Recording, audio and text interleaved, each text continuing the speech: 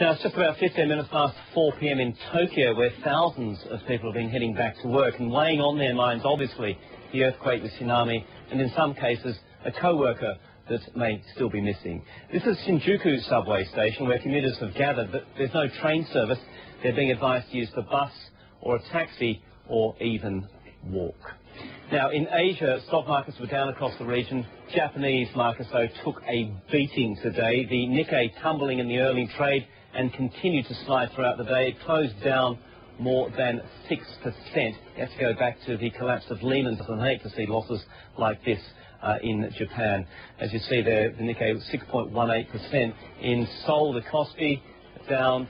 It was up by about 0.8%. Construction companies in Seoul getting a lift there.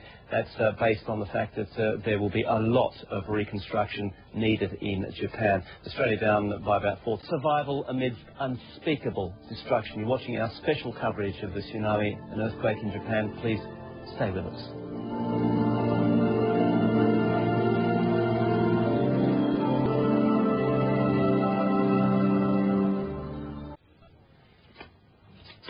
I want to bring you some breaking news coming into us here now at CNN. Reports from the Japanese Meteorological Service that a 6.0 magnitude quake has been recorded in Nagano, which is to the north of Tokyo and quite a long way to the west of the country. You may remember Nagano as a place for the Winter Olympic Games. This is a 6.0 magnitude quake has been recorded in or around Nagano. Details are very sketchy at the moment, so we don't know whether this is an aftershock, but it is certainly a long way from the epicenter of Friday's 8.9 magnitude quake. We'll continue to bring you details as we get them. We don't know whether it's caused any damage or whether there has been any casualties, but we will get some more information as to you as soon as we get it at CNN. Let's continue, though, our coverage of the twin disasters from Friday on the east coast of the country.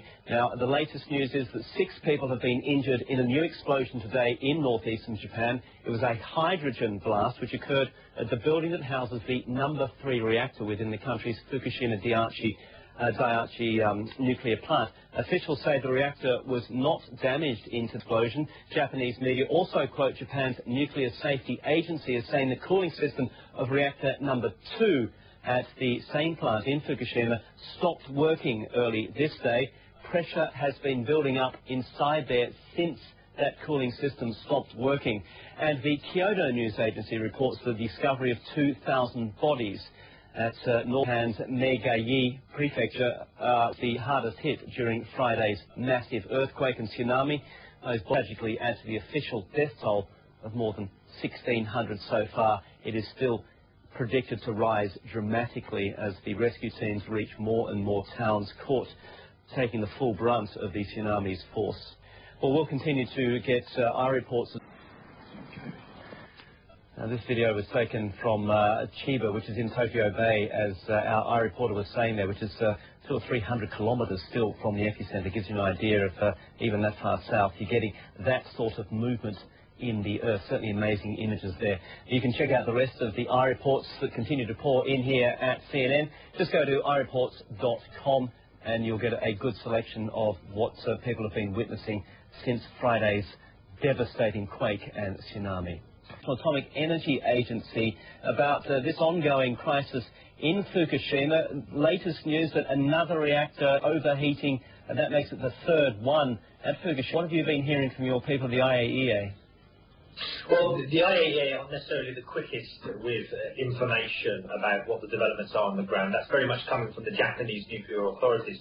But there's a problem with the Japanese. Many people in Japan know that the officials there have underplayed the significance of nuclear accidents in the past, and they're worried that through this time. And so the UN's nuclear watchdog agency is fulfilling this role of giving accurate, verified information. They're giving us some more information within the past few hours about further details about that second explosion at the Fukushima reactor. It says it took place at 11 o'clock in the morning local time in Japan and was caused by a build-up of hydrogen gas in the reactor building. But the agency confirms that the primary containment vessel, the area where the actual nuclear fuel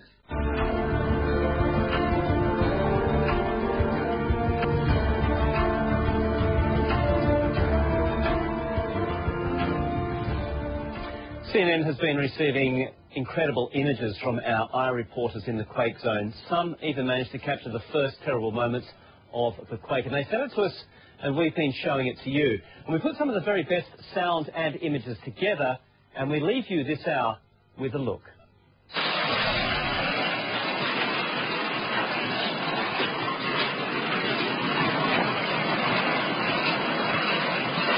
That is the biggest earthquake to date.